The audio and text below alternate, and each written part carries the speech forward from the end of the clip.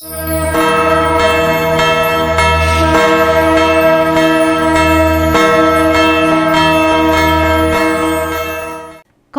হনুমান আৰু দানৱ। কণমানি হনুমান নিজৰ বন্ধুৰ লগত জংগলত বিচৰণ কৰি আছিল। তেওঁ কেতিয়াবা জাপ মাৰে, তো কেতিয়াবা গছৰ ওপৰত বহি যায় আৰু কেতিয়াবা পাহাৰৰ ওপৰত গৈ পায়গে। তেওঁৰ বন্ধু ভোলাৰ বাবে এয়া সব বৰ টান কাম আছিল। তেওঁ পিছুৱাই থাকে, ভোলা ক'ত ৰৈ যোৱা, ভয় নাখাবা, মই থাকোঁতে তোমাৰ একো কষ্ট নহয়, ব'লা ওচৰত থকা নদীটো পাৰ কৰি যাওঁ। আনফালে এজন দানৱৰ গুহা আছে। শুনিছো সেই গুফাত বহুত ধৰণৰ ফল আৰু খোৱা লোৱাৰ বস্তুৰ ভাণ্ডাৰ আছে। কেনেকুৱা কথা কৈ আছা? ইমান ডাঙৰ নদী আমি কেনেকুৱাকৈ পাৰ কৰিম? মই যেনেকুৱাকৈ পাৰ কৰোঁ তেনেকুৱাকৈ তুমিও কৰি লোৱা। আত্মবিশ্বাস জগোৱা আৰু জাপ মাৰি দিয়া। মই তোমাক দেখাই আছো কেনেকুৱাকৈ পাৰ কৰিব লাগিব। এয়া কোৱাৰ লগে লগে হনুমানে প্ৰভু শ্ৰী ৰামৰ নাম লৈ বতাহত উৰি নদী পাৰ কৰি দ্ৰুত গতিত আনফালে গৈ পাই নেঙুৰডাল জোকাৰি থিয় হৈ গ'ল। ভোলা আচৰিত হৈ চায়ে থাকিল। আনফালে থিয় হৈ থকা হনুমানে তেওঁক সংকেত দিলে, উৰা ভোলা, এয়া সৰু নদী হয়, এইটোক তুমি পাৰ কৰিব পাৰিবা। প্ৰভুৰ নাম লোৱা আৰু সাহসৰ লগত কাম কৰা। ভোলা সাহস কৰিলে আৰু জাপ মাৰি দিলে, কিন্তু সি মাজ নদীতে পৰি গ'ল। সি ভয় খাই গৈছিল। কিবাকে সাঁতুৰি সি আনফালে আহি পালে।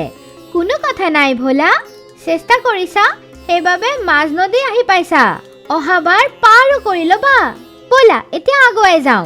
হনুমান আৰু ভোলা আগুৱাই গ'ল। সন্মুখৰ পাহাৰত এটা প্ৰকাণ্ড গুহা দেখা গ'ল। গুহাৰ দৰ্জা দেখা পাই ভোলা ভয় খাই গ'ল। এডাল দীঘল সাপ ওলমি আছিল। হনুমানে জাপ মাৰি সেইটোক ধৰিলে আৰু উঠাই দূৰত পেলাই দিলে। ভোলাৰ এনেকুৱা লাগিল যেন এটা কাঁটা গুচি গ'ল।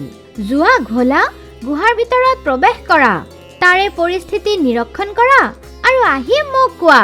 হনুমান, ভাল হ'ব তুমিয়ে ভিতৰত যোৱা, উভতি আহি মোক সকলো কথা কোৱা আৰু লগত ভাল ভাল ফলো লৈ আহিবা। ভোলা, তুমি ভয় খাই আছা। যোনে ভয় খায় সি কেতিয়াও জীৱনত সফল নহয়। তুমি কি অসফল হ'ব বিচাৰা? নহয় নহয়, মই ভিতৰলৈ যাম। আচ্ছা এয়া কোৱা, যদি দানৱ আহি যায় তেনেহ'লে তুমি মোক বচাবাতো? নিশ্চয় বচাই ল'ম। কোনো দানৱ তোমাৰ একো কৰিব নোৱাৰে। যদি আহে তেনেহ'লে বৰ পস্তাব, মই তাক মাৰি পেলাম। ভোলা সাহসৰ লগত গুহাৰ ভিতৰত সোমাই গ'ল। তাতে এন্ধাৰ আৰু পোহৰ দুয়োই আছিল। এফালে ঢেৰ ফল আছিল আৰু আনফালে বহুত মিঠাই সজুৱাই থোৱা আছিল। তাৰ মুখপানী ওলাই গ'ল। সি এটা লাড্ডু উঠালে আৰু তেতিয়াই এজন প্ৰকাণ্ড দানৱৰ চকু খুলি গ'ল। তাৰ ৰঙা ৰঙা ডাঙৰ চকু সঁচাকৈয়ে বৰ ভয়ংকৰ আছিল। সি ভয়ংকৰ আৱাজৰ লগত আগুৱাই আহি থাকিল। ভোলা ভয় খাই গ'ল। হা হা হা হা হা, মূৰ্খ বালক, মোৰ গুহাৰ ভিতৰত আহাৰ তোৰ সাহস কেনেকুৱাকৈ হ'ল? তোৰ কি নিজৰ প্ৰাণৰ অলপো ভয় নাই? মই কি মামা মামা কৰি আছা? ভালকে কোৱা। মোৰ ভুল নাই, হনুমানে ভিতৰলৈ পঠাই দিলে। তোমাৰ লাৰু লৈ লোৱা, মই ঘৰত গৈ বেলেগ লাড্ডু আনি আপোনাক দি দিম। যাওঁ, লৈ আহো। মোৰ ইয়াতে যোনে আহে উভতি যাব নোৱাৰে। এতিয়া মই তোমাকে লাৰুৰ দৰে খাই পেলাম। হনুমান, মোক বচোৱা, সিটো মোকে লাৰু বনাই আছে। এয়া কৈ ভোলা গুহাৰ বাহিৰৰ ফালে দৌৰিলে।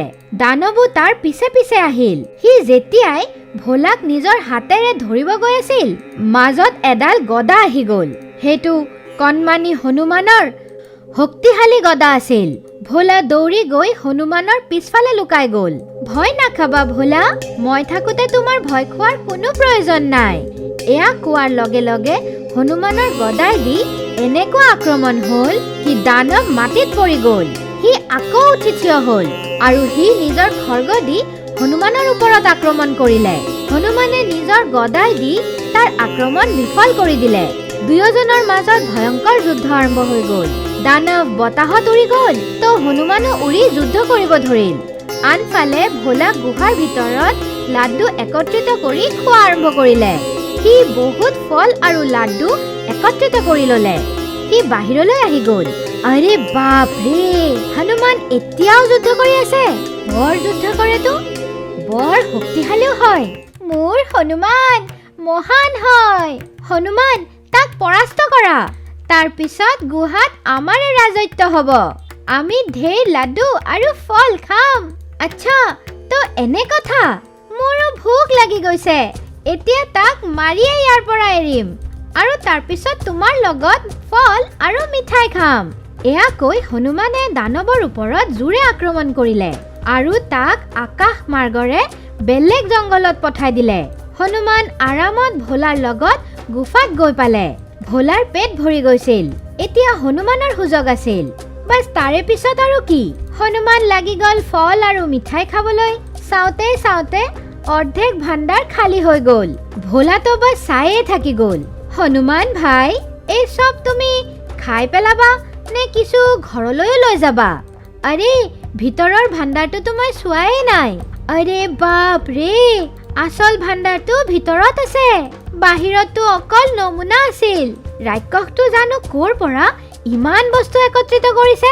আমাৰ বাবেতো ভালে কৰিছে, বহি বহিয়ে চব পাই গলো। এতিয়া সদায় আহিম আৰু খাম। হনুমান ভাই, যিয়ে কোৱা, মজা আহি গল। এতিয়াতো য'তে কবা মই চকু মুদি জাপ মাৰি দিম। নিজৰ ভয়ক ঘৰতে থৈ আহিম। বজৰংগ বলি, তুমি সঁচাকৈয়ে মহাবলী হয়। তোমাৰ নাম লোৱাৰ লগে লগে ভয় সুমন্তৰ হৈ যায়। বহুত সাহস শৰীৰৰ ভিতৰত আহি যায়। জয় শ্ৰীৰাম। এতিয়া বলা ভোলা, কালি আকৌ আহিম। বুজি পালাতো? হয় গুৰু, বুজি পালো। এতিয়াতো সদায় আহিব লাগিব। জয় শ্ৰীৰাম।